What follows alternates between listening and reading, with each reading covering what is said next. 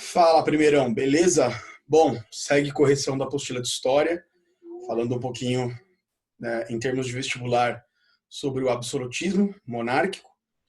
De forma geral, primeiro, eu gostaria que vocês compreendessem que o absolutismo é uma forma, é um sistema político, né, caracterizado na Idade Moderna, do século XV ao século XVIII, que visa uma recuperação da crise geral do feudalismo, certo? Então é importante compreender o absolutismo dessa forma.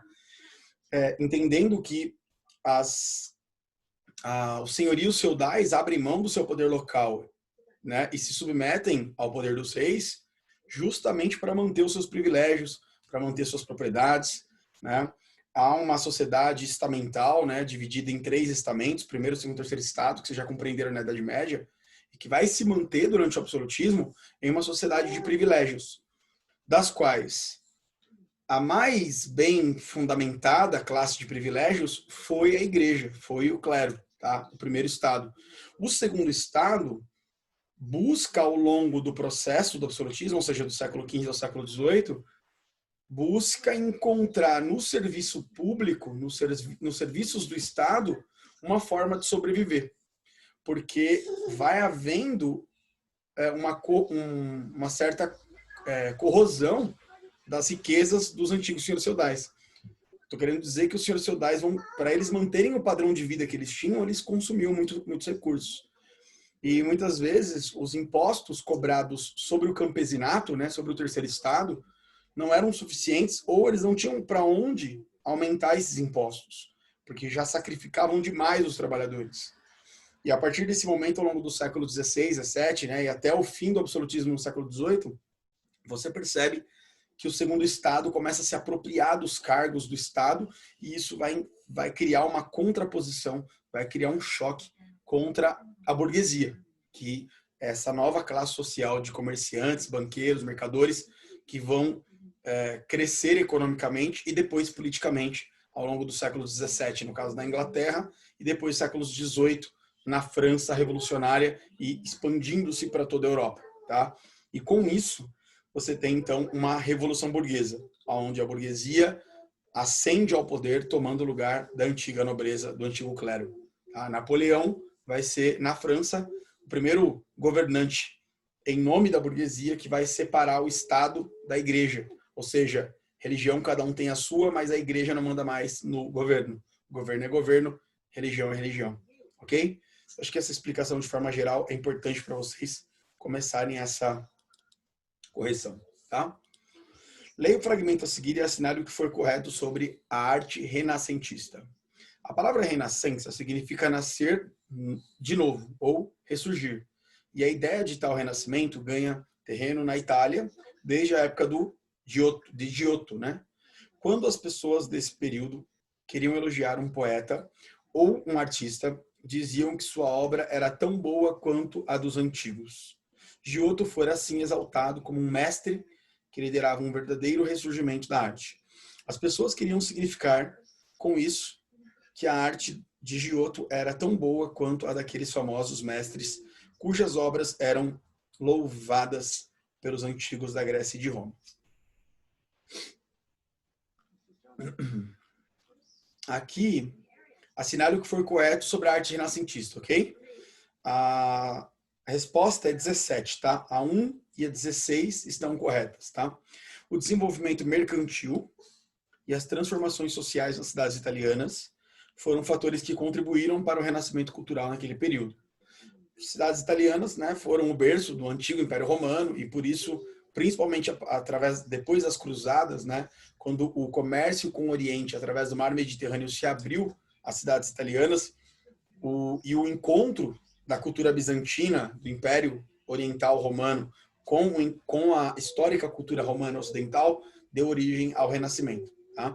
Então, o renascimento comercial está diretamente ligado a um florescimento cultural da cultura greco-romana.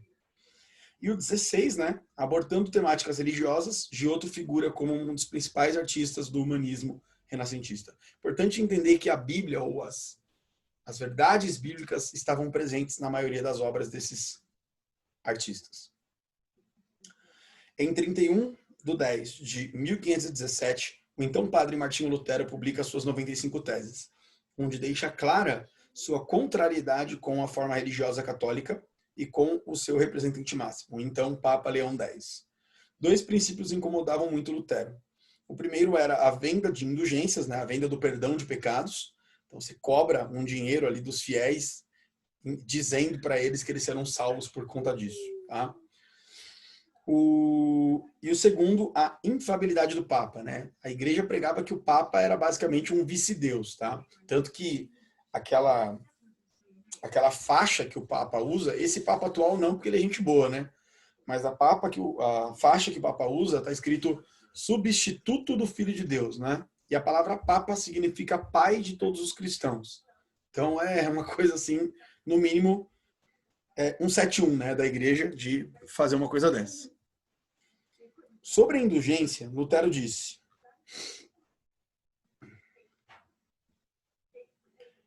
tese, 27ª tese. Pregam futilidades humanas quantos alegam que, no momento em que a moeda soa a cair na caixa, a alma se vai do purgatório. Ou seja, Jesus é o caminho e a igreja é o pedágio, né? Basicamente isso que Lutero está criticando da Igreja Católica no período em que ele viveu. 28ª tese.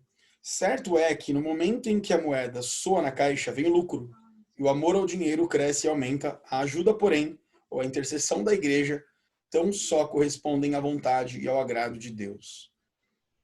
A reforma luterana, de questionamento ao Papa e à sua autoridade, produziu profundas mudanças religiosas, políticas e sociais, sendo a indulgência um erro, né? A venda do perdão de pecados. Então o povo não deveria obediência irrestrita. Estava se estimulando o livre pensar, o livre agir, o poder gradativamente voltar-se da igreja para o homem.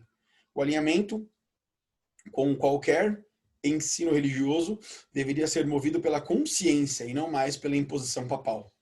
Estava, portanto, em curso uma nova sociedade reformada que iria produzir, alternativa B, a livre interpretação da Bíblia pelos fiéis, a salvação pela fé, então somente crendo em Deus você pode ser perdoado e salvo, né, de acordo com Lutero, e o estado livre das indulgências, ou seja, não existe pagar para não ser condenado, né?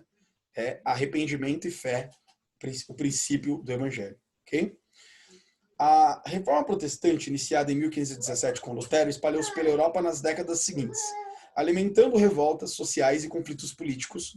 Entre os reformadores, Calvino mostrou-se mais radical em sua crítica ao catolicismo, porque, alternativa C, afirmava a predestinação absoluta dos eleitos de Deus, reconhecíveis por sinais tais como uma vida simples e austera, ou seja, ligada ao trabalho, né, longe dos prazeres da carne, aquela coisa toda, algo bem, né, politicamente correto, moralista, né?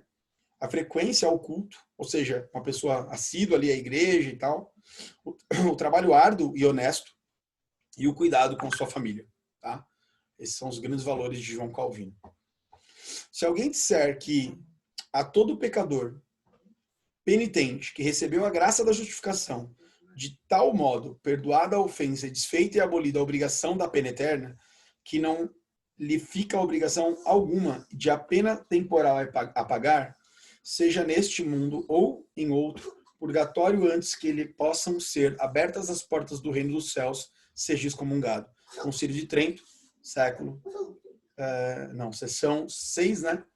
Canon 30, né? E salvação, papapá. Então, contra a reforma protestante, a Igreja Católica fez o Concílio de Trento, que foi uma tentativa de reformar os erros da Igreja para tentar diminuir, então, a perda de influência da Igreja no mundo europeu. Tá?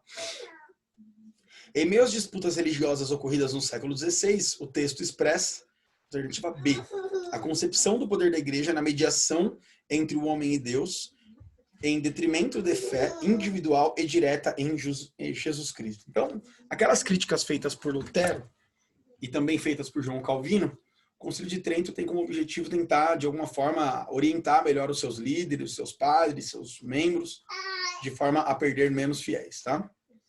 A reforma protestante rompeu a unidade cristã existente na Europa e deu origem a uma reforma religiosa da Igreja Católica, a chamada Contra-Reforma. A esse respeito, julgue os itens como verdadeiro ou falso. Nós temos, então, alternativa A. As 3 primeiras são verdadeiras e as 2 últimas falsas, tá?